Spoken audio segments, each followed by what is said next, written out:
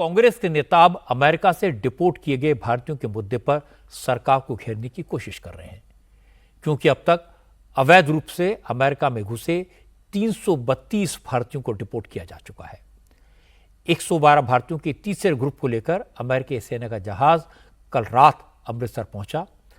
America से वापस भेजे गए इन 112 लोगों में से 31 पंजाब के, 44 हरियाणा के और 33 गुजरात के रहने वाले हैं। इन लोगों को अपने अपने राज्यों में भेज दिया गया है। हमारे रिपोर्टर्स ने अवैध रूप से भारत में घुसे इन भारतीयों से बात की। सबकी कहानी एक जैसी है और हैरानी की बात है कि गैर कानूनी तौर पर डंकी रूट के जरिए अमेरिका में घुसे लोगों में कम पढ़े लिखे को साथ साथ ऐसे भी लोग हैं जो नियम कानून जानते हैं। हमारे संवाददाता पुनीत परिंजा को 38 साल के मनदीप सिंह मिले। मनदीप सिंह इंडियन आर्मी में 17 साल अपनी सेवा दे चुके हैं, लेकिन अमेरिका में बसने के लालच में मनदीप सिंह ह्यूमन ट्रैफिकर्स के चंगुल में फंस गए।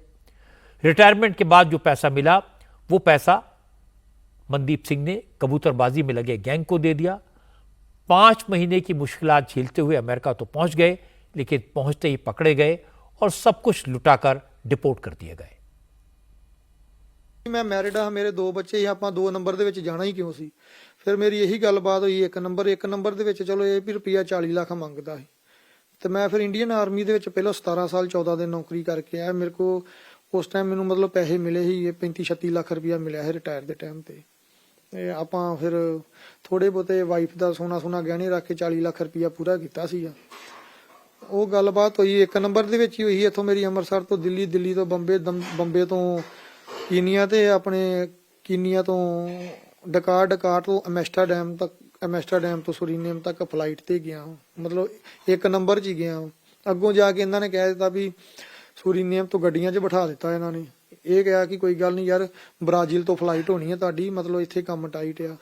ਕਹਿਣ ਦਾ ਮਤਲਬ ਕਿ ਬਾਅਦ ਵਿੱਚ ਇਹੋ ਜੀ ਜਗ੍ਹਾ 'ਚ ਬੰਦਾ ਫਸ ਜਾਂਦਾ ਆ ਨਾ, ਉਹ ਫਿਰ ਏਜੰਟ ਦੀ ਮੰਨਣੀ ਪੈਂਦੀ। ਇਹ ਨਹੀਂ ਕਹਿ ਸਕਦਾ ਕਿ ਬਈ ਮੈਂ ਇੱਕ ਨੰਬਰ ਦੇ ਵਿੱਚ ਹੀ ਆਇਆ। ਉਹਨਾਂ ਨੇ ਕਹਿਤਾ ਵੀ ਅੱਗੋਂ ਫਲਾਈਟ ਨਹੀਂ ਹੋ ਰਹੀ, ਅੱਗੇ ਕੰਮ ਕੈਂਸਲ ਹੋ ਗਿਆ, ਕਿਉਂਕਿ ਬੰਦਾ ਇੰਨਾ ਕੁ ਹਰਾਸਮੈਂਟ ਇੰਨਾ ਕੁ ਜ਼ਿਆਦਾ ਤੰਗ ਹੋ ਜਾਂਦਾ ਹੈ। ਉਹ ਕਹਿੰਦਾ ਯਾਰ ਮੈਨੂੰ ਜਿਹੜੇ ਤਰੀਕੇ ਨਾਲ ਵੀ ਕੱਢਣਾ ਨਾ ਇੱਥੋਂ ਕੱਢ ਦੇ बस।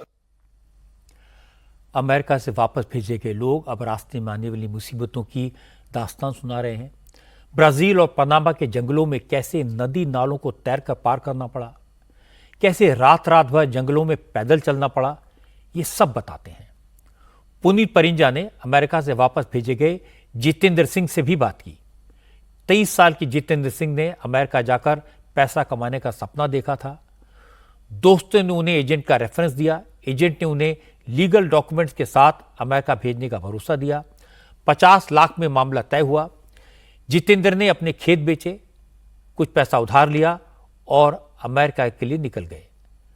गयाना तक तो सब कुछ ठीक था, लेकिन उसके बाद उन्हें समझ आया कि वो फंस गए हैं। जितेंद्र ने कहा कि डंकी रूट से अमेरिका जाना बेहद खतरनाक है। जो माफिया लोगों को बॉर्डर क्रॉस कराते हैं वो बेहद डेंजरस हैं। कई लोग अपनी जान गंवा चुके हैं, इसलिए वो लोगों से यही अपील करेंगे कि एजेंट्स के चक्कर में ना पड़ें। अपने देश से ज़्यादा सेफ जगह दुनिया में और कहीं नहीं है। 17 सितंबर को जहाँ से मेरी फ़्लाइट थी बॉम्बे से गयाना की, और मतलब कि जो मैंने बात की थी एजेंट से, मेरे मतलब कि गेम सही है, 1 नंबर की गेम है, मैं नीचे रास्ते से नहीं जाऊँगा। तो उसने मुझे बताया कि जो नीचे वाली गेम है वो 40 लाख में, मैं बाय एयर जाना है तो 50 लाख देना पड़ेगा। मैंने सोचा चलो सही है, सेफ गेम है, बढ़िया है, चलो 50 लाख देना सही है, मतलब कि नीचे ज़रूर जाना है। और मतलब कि 50 लाख देने के बावजूद भी मुझे वही सब करना पड़ा नीचे, क्योंकि मेरी डोंकी स्टार्ट हो गई थी। जैसे कि ब्राज़ील, बोलीविया, इक्वाडोर, वहाँ तक तो सही था। टैक्सी में गया था, थोड़ी दिक्कत तो हुई थी, मतलब कि ज़्यादा दिक्कत पनामा में आई है हमको। वो लेडीज़ के साथ बहुत मतलब गलत करते हैं। कैसे?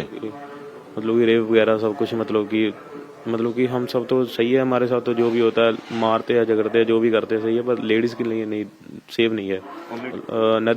नदी बार मतलब कि घूम के पहाड़ी घूम के हम चलते हैं, और नदी बार बार मतलब कि वो आगे आती है, हमारे सामना करना पड़ता है नदी का। बहुत खतरनाक, मतलब कि जहाँ से हम मतलब कि पीने के लिए पानी भरते थे, मतलब कि 1-2 बार तो हमें मतलब कि लाश भी देखने को मिली। मतलब कि बहुत ज़्यादा डरावना मंजर था, मतलब कि देख के चलना बहुत औखा होता है। डोंकर बोला जो वहाँ पे क्रॉसिंग कराते हैं बॉर्डर, वो बोला कि सही है कूद जाओ, आगे भी सीढ़ी है। मतलब कि एक साइड सीढ़ी थी, चढ़ने के लिए थी सीढ़ी, उतरने के लिए नहीं थी।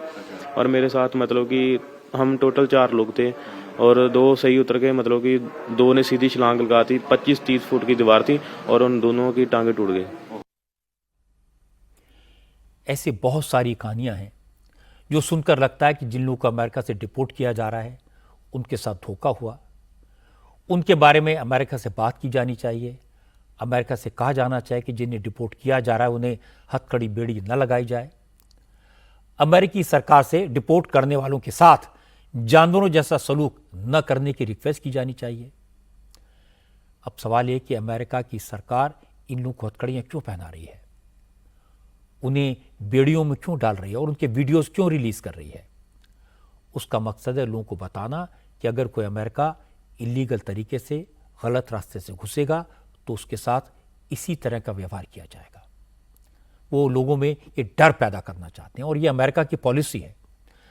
अमेरिकी प्रशासन के लोग पूछते हैं कि जब ये लोग जंगलों में पैदल जा रहे थे, भूखे प्यासे चल रहे थे, जान पर खेलकर कांटों भरी तार पार करके अमेरिका में कूद रहे थे, जिसके लिए उन्होंने लाखों रुपए दिए, तब उन्होंने कोई शिकायत क्यों नहीं की।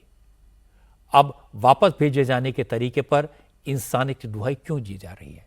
जाहिर है हमें अमेरिका की ये बातें सुनने में अच्छी नहीं लगेंगी, लेकिन अमेरिका के अपने नियम कायदे हैं, वो उन्हीं से चलता है। वहां भारत जैसा इमोशन नहीं है। हमारे यहां सोच अलग तरह की है। हम गलती करने वालों को माफ कर देते हैं। उनके साथ लोगों की सहानुभूति होती है क्योंकि ये लोग धोखे का शिकार हुए, ठगे गए, अपना घर बार, अपनी प्रॉपर्टी बेचकर बर्बाद हो गए। लेकिन ये हमारी सोच है। अमेरिका के कानून पर भारत का कोई बस नहीं चलता।